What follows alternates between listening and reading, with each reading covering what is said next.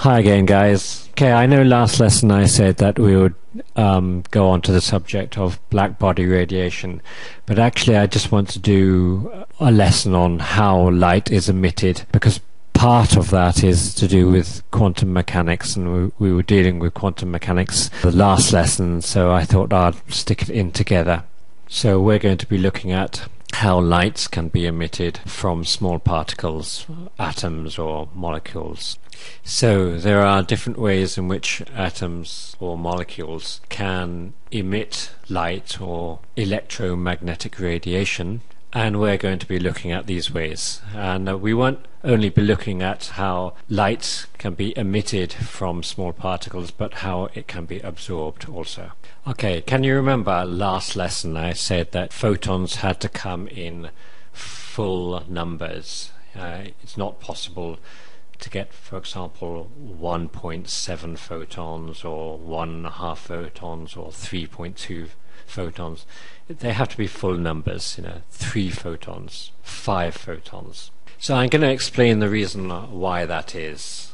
First of all, we need to start off with the fact of what an electron is. In chemistry, when you are first taught about electrons, you were probably taught that they're particles.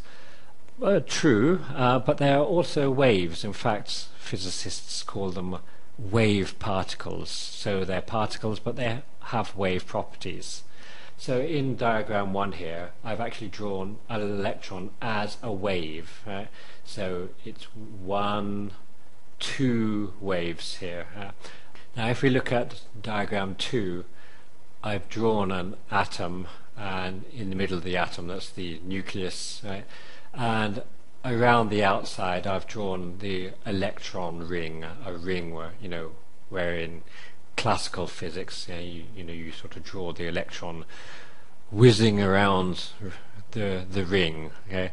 But what I want you to think of these rings as is different energy levels, and we're going to see why the energy levels, they have to be in full numbers.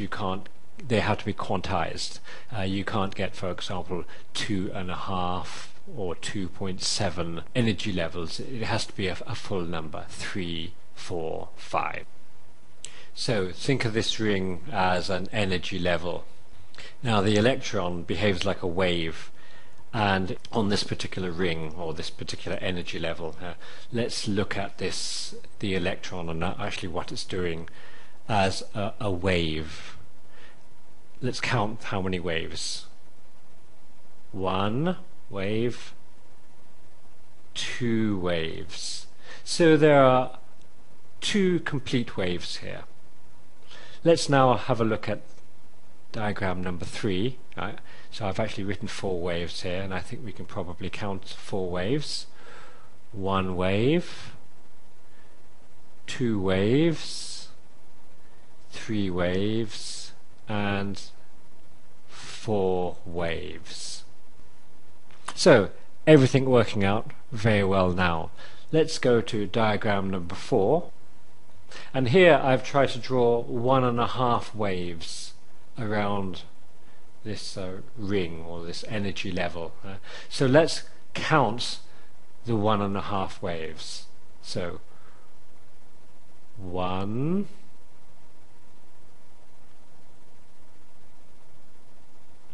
and a half. Okay, so we've actually gone around the energy level or the ring once, yes, and we're back to the beginning again. So let's see what happens if we then continue to make, for example, 2 waves, but at this frequency. So let's count again. Notice we're going over the top of the ring. That's 1.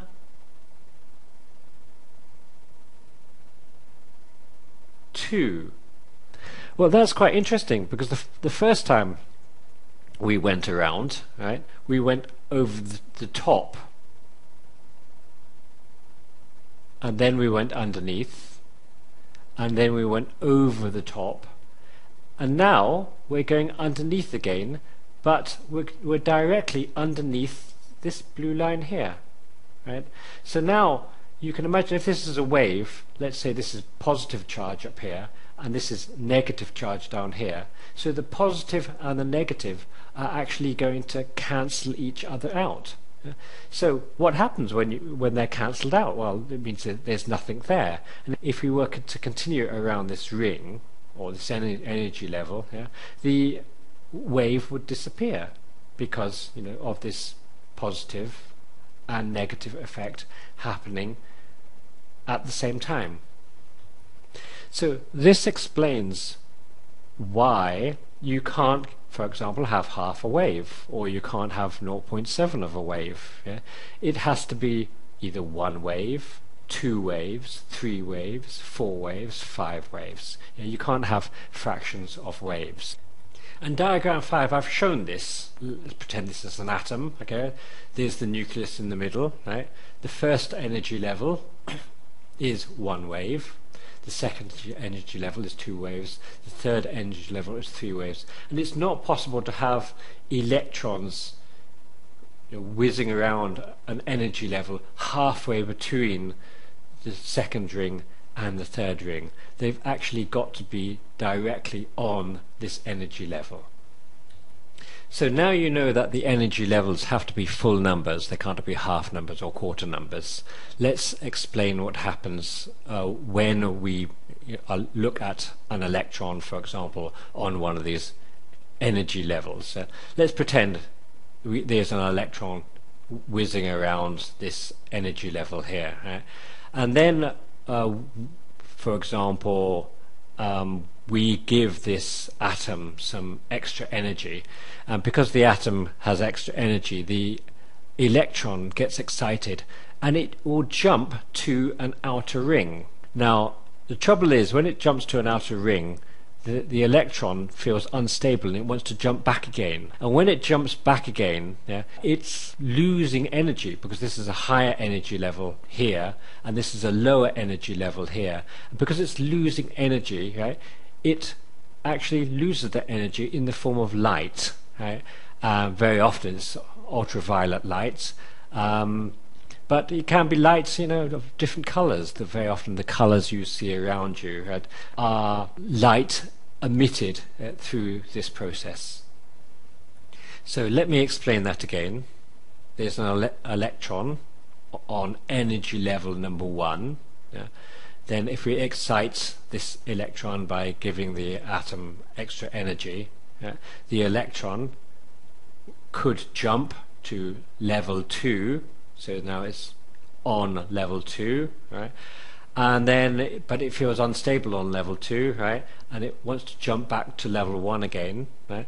Level 2 is higher energy, level 1 is lower energy. So when it jumps back, it must mean that the atom loses energy, and it loses this energy in the form of a photon, right? And this photon is light, very often UV energy, but it can be visible light as well. Okay, so I hope that's clear. That's the first method in which atoms can emit electromagnetic waves or light.